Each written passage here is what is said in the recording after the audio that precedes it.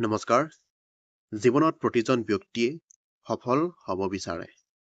কিন্তু বহুত কম সংখ্যক লোকহে সঁচা অৰ্থত জীৱনত সফল হ'ব পাৰে।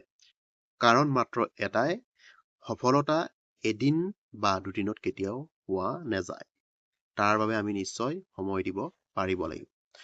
আপুনি যিকোনো ফিল্ডতে কাম নকৰক কিয়, আজি যদি কিবা এটা কাম আপুনি আৰম্ভ কৰিছে আৰু আপুনি মনতে ভাবি লয় যে কামটো আৰম্ভ কৰাৰ 10-15 দিনৰ পিছত সেই কামটোৰ পৰা আপুনি এটা ভাল ৰিজাল্ট পাবলৈ আৰম্ভ কৰিব, তেতিয়াহ'লে এইটো একেবাৰে আপোনাৰ ভুল ধাৰণা হয়।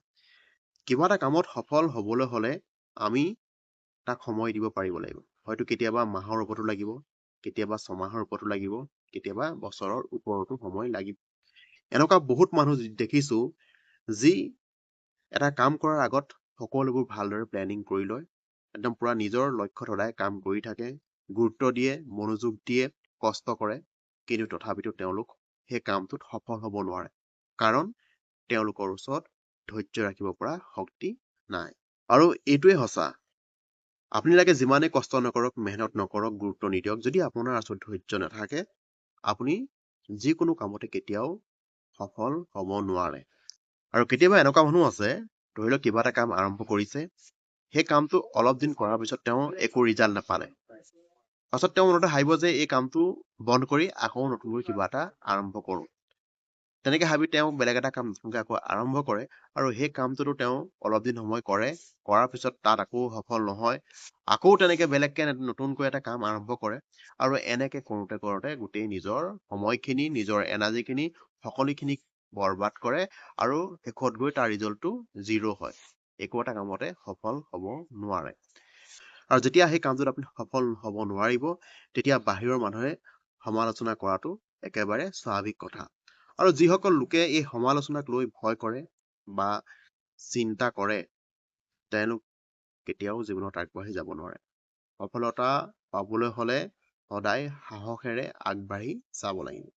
যদি আমি উদাহৰণ হিচাপে বুজিবলৈ চেষ্টা কৰোঁ, যেনেকৈ আমি ধান খেতি কৰোঁ।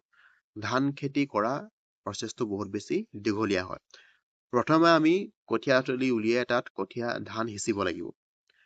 ধান সিঁচাৰ পিছত আকৌ পথাৰত হাল বাই বোকা দিব লাগিব। বোকা দিয়াৰ পিছত আকৌ কঠীয়া তুলিব লাগিব। কঠীয়া তুলি তাত কঠীয়া পথাৰত ৰুব লাগিব।